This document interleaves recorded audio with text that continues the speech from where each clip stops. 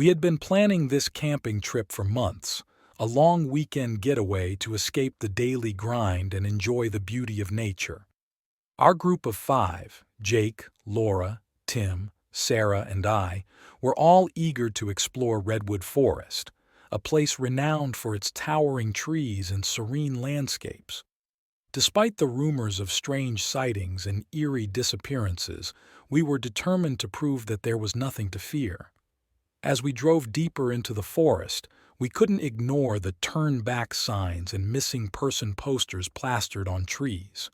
They were unsettling, but we laughed them off, attributing them to urban legends meant to scare tourists. We arrived at a secluded spot and set up camp, the dense canopy above providing a sense of adventure and isolation. That first night, as we sat around the campfire, Tim brought up the local legend of Bigfoot. "They say it's a giant, hairy creature that roams these woods," he said, his voice low and dramatic.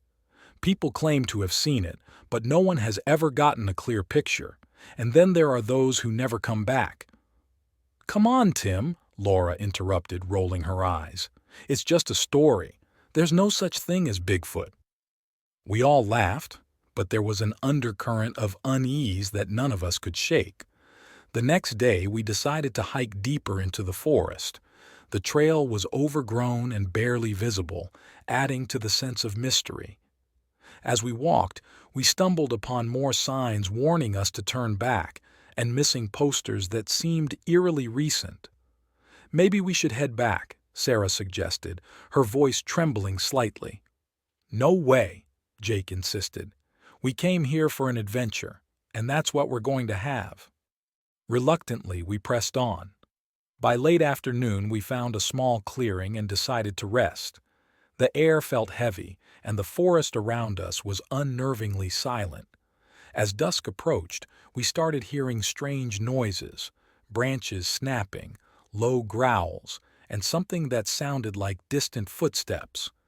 We tried to dismiss them as animals, but the fear in our eyes was unmistakable.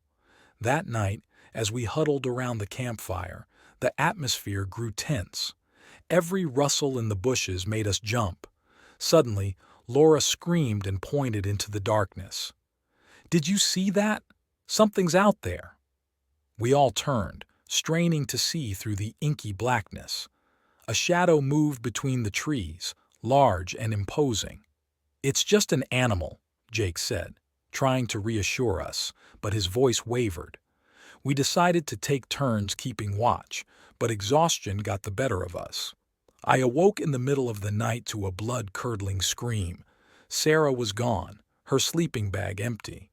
We grabbed our flashlights and frantically searched the area, calling her name, but there was no response. Panic set in as we realized the gravity of our situation. The next morning, we found traces of a struggle, footprints larger than any humans and tufts of coarse, dark hair. Our fear escalated to terror as we faced the reality that something, or someone, had taken Sarah. We decided to pack up and head back immediately, but the path seemed different, as if the forest itself was conspiring to keep us there. As we hurried back, we heard heavy footsteps following us. Tim, who was leading the group, suddenly disappeared with a scream, his flashlight dropping to the ground. We didn't dare to stop. We kept moving, adrenaline fueling our desperate escape. By the time we reached the edge of the forest, only Jake, Laura, and I remained. We stumbled out onto the main road, our bodies bruised and our minds shattered. We flagged down a passing car and were taken to the nearest town, where we recounted our horrifying ordeal to the authorities. Search parties were dispatched, but neither Sarah nor Tim were ever found. The legend of Bigfoot in Redwood Forest grew, and we became part of its dark lore. The forest had taken our friends, and though we escaped, we were never truly free from the haunting memories. To this day, I can't shake the feeling of being watched whenever I'm in the woods. We went into Redwood Forest seeking adventure, but we found something far more sinister. The missing posters and turn-back signs weren't just warnings. They were the last cries of those who ventured too far into the unknown. The trauma of that night stayed with us, altering our lives in ways we never anticipated. Laura couldn't sleep without the aid of medication and often woke up screaming from nightmares. Jake became obsessed with finding out what had taken our friends, spending countless hours researching Bigfoot sightings and disappearances in the area. I tried to move on, but the memory of those giant footprints and the inhuman growls haunted me. Jake's obsession led us back to Redwood Forest a year later. Against our better judgment, we agreed Laura and me that we needed closure, but this time we were better prepared to understand what had happened. We brought more equipment, night vision cameras, sound recorders, and even a satellite phone for emergencies. The drive back was somber, each of us lost in our own thoughts, reliving the nightmare of our last visit. As we entered the forest, the familiar sense of dread washed over us. We reached the old campsite and set up our gear, but none of us could shake the feeling that we were being watched. As night fell, the forest became eerily silent again. We took turns monitoring the cameras and listening to the sound recorders, hoping to catch a glimpse or a sound of whatever had taken our friends. In the early hours of the morning, Laura saw something on the night vision camera. A large, shadowy figure moved swiftly between the trees, its eyes glowing faintly in the dark. We held our breath, watching as it seemed to circle our campsite, never coming too close but always staying just within sight. Jake, armed with a rifle, stood guard, his eyes darting around, ready for anything. Suddenly, the sound recorders picked up low growls and heavy footsteps. The ground vibrated with each step, and we realized that whatever it was coming closer.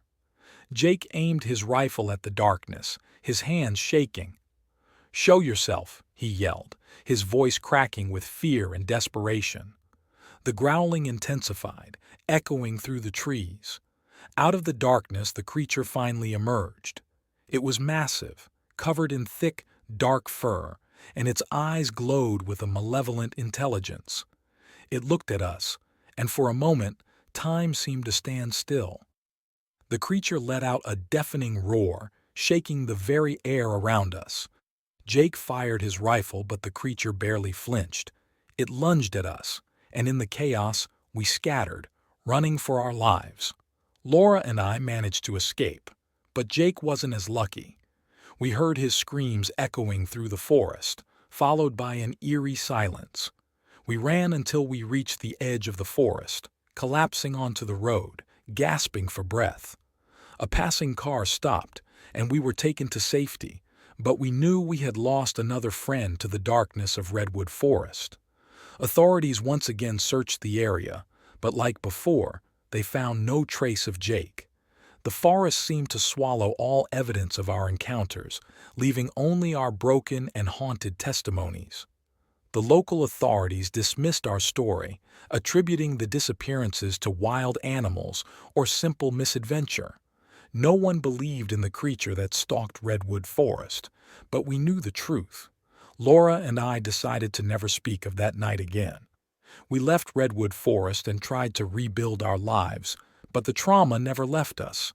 The loss of our friends and the horror we witnessed became a silent burden we carried, an unspoken bond that connected us through our shared nightmare. Redwood Forest remained, its towering trees a testament to the darkness that lurked within. Years later, when I hear news reports of hikers disappearing in Redwood Forest, my heart aches. I want to warn them, to tell them to heed the turn back signs and missing person posters, but I know it won't make a difference. The forest has its own rules, its own darkness that defies explanation, and so I stay silent, hoping that one day the truth will be revealed and the souls lost to Redwood Forest will finally find peace.